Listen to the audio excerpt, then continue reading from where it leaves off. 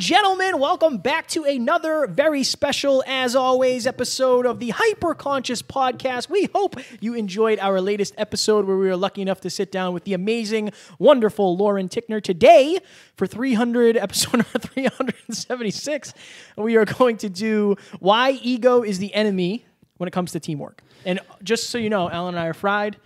It's late, and we're getting after it. It's been a long, long day. If you're listening to this, it is a Monday. And we are recording actually on the previous Monday, and we just had a mastermind that went really well, but it has been a long day in the studio. That said, if you're on YouTube, this is the best it's ever looked. Yes, we made some changes to the camera. We have the TV up. We have the lights where we think they should be. And we're going to get rid of this plug, hopefully, and cover that up. But again, like this at one point was a dream. At one point, this was a dream, and I'm very happy that this is happening. Grateful, very grateful. Same. So why are we doing this episode? We are doing this episode because one of our core values, well, a lot of our core values are based around you being a good human being. Right. And we know a lot of people who don't necessarily lead in the right way.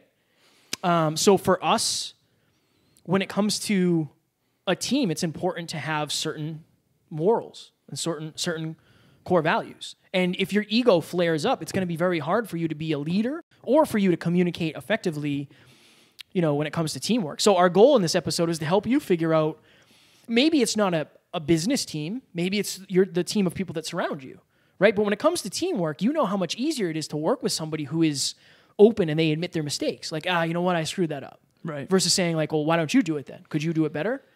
When an ego flares, I think communication comes to a halt. I couldn't agree more. Whether it's your intimate relationship, and this is something Kevin and I have noticed as coaches, for me, it's very difficult for me to coach people with egos.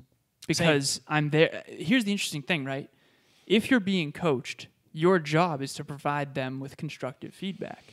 If you have a fragile ego, you aren't good at taking feedback, and therefore, it, like you said, it destroys communication. Yeah. So if the foundation of any great relationship, whether it's business, intimate, coaching, client, mentor, mentee, is communication and trust, if you have an ego, communication halts, feedback halts, growth halts. It's just not sustainable. Well, and the other problem too is like, if you're on a good team, like every mastermind we get off of, we ask Amy and Tiff, like, hey, what did we do well? What could we do better? And imagine if somebody approached that from an ego-driven place. Like, oh, I could do better.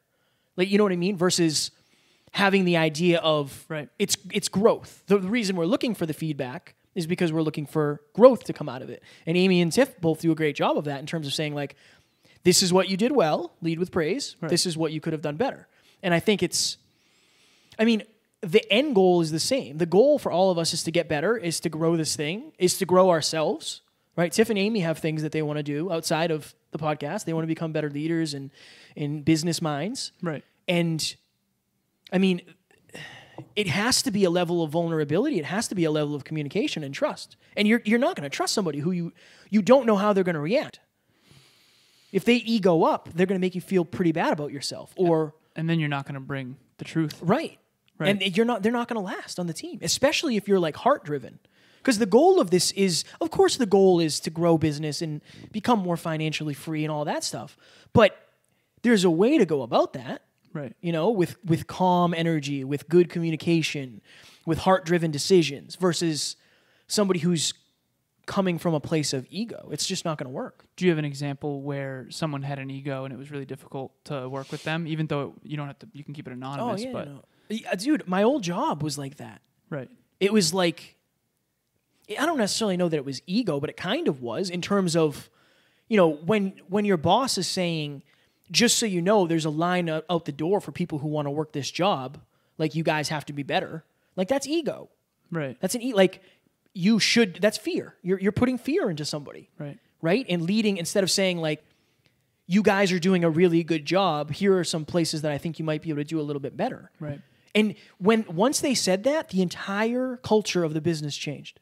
The entire culture shifted because it was like, this isn't the place I started at. You guys never would say that before.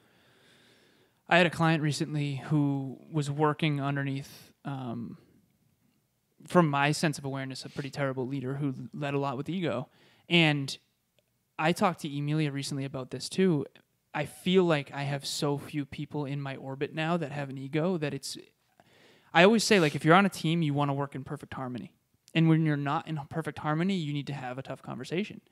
And I feel like because all the people around me, for the most part, are working actively on their ego and trying not to live from that ego-driven place, and we're creating a culture of positive feedback, positive reinforcement, it's almost like I'm looking at my past, and I've done a lot of reflection lately about my past, and it's like, wow, I really was around a lot of egos, where people's perception of self was so much higher than the reality. And then when you tried to bring that truth to them, and I'm guilty of this too, I think we all ego flares, and it's like nothing gets done, nothing gets accomplished.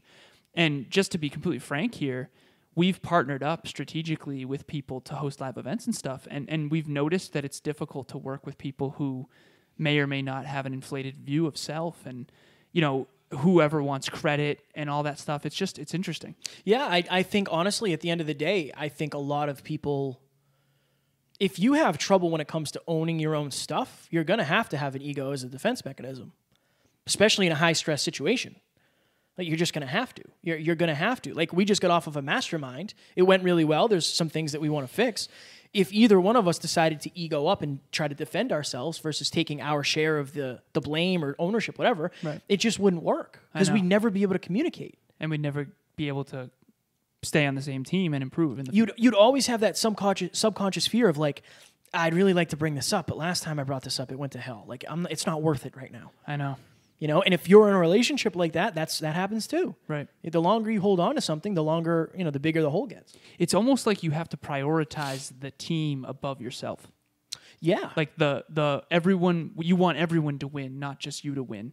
Because like, let's say at a live event that we've hosted, it's like we're here for this whole thing to go well, not so any one of us gets our say. Right.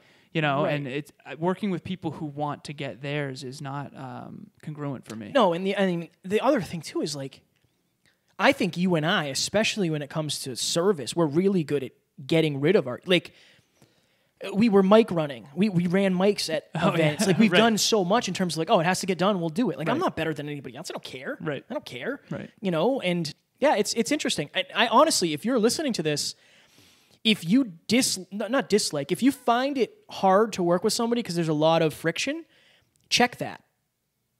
I love when this happens. I guess we're just going to the episode. Change the way you think, change the way you act, change the way you live. If you're watching us on YouTube, you know why we're jeffing. If you don't, then you don't. Then you don't. Just for those listening, the I can fix TV this. in the background just went to Kev. Now Kevin is talking with super long hair. It's pretty great. I think the problem was it was on for... Yeah, wow. Several hours. We set that up for 2 hours. But yeah, figure out if one of your core values is humility and being connection-driven, you're going to run from people with egos. You're not going to feel like you can express yourself, and you're probably not going to feel confident. Right. So don't necessarily, like, that doesn't mean there's anything wrong with you. It just means that maybe you guys are water and oil, and you're not going to mix. Right. We got to get out of here. Yeah. Ladies and gentlemen, head on over to the hyperconsciouspodcast.com. Brand spanking new website. Tiffany Wells did an amazing job. We're so grateful for her. Alan and I, since we're in the studio, we have a new whiteboard coming. We have a bunch of things that we have planned for you guys. We're going to really start doing online training programs up on the website. We really want to make this website next level. We want to add as much value as we can on here, in the masterminds, on the website. Everywhere you go, you cannot get away from us. We are going to try to add value every way we can. And if you haven't been to the website, check it out. I'm fried. Oh, it's so good. Woo. So before we go real quick, Hyperconscious Masterminds every week, Monday at 6 p.m. Eastern Standard Time. We are actually hoping to feature Anthony Trucks on the next week. We are about to confirm that. I sent him a message today, and that will be next Monday. Actually, this is dropping Monday, so that will have already happened. Yes. Anyways. No, it wouldn't have happened because this is dropping at noon. Oh, so perfect. Check in tonight, 6 p.m. Eastern Standard Time. We have the link in Hyperconscious Nation. You can DM myself, Alan, Tiff, or Amy, and Anthony Trucks, hopefully, is going to go super deep into identity shifts and what your identity means, how to shift it. And we've seen him speak twice on Brendan Burchard's stage. We've interviewed him 3 times? Twice? And he is 3 times. He is exceptional. He's an exceptional human being. Absolutely. So again, every Monday, 6 p.m. Eastern Standard Time, once a month, we're having a featured guest.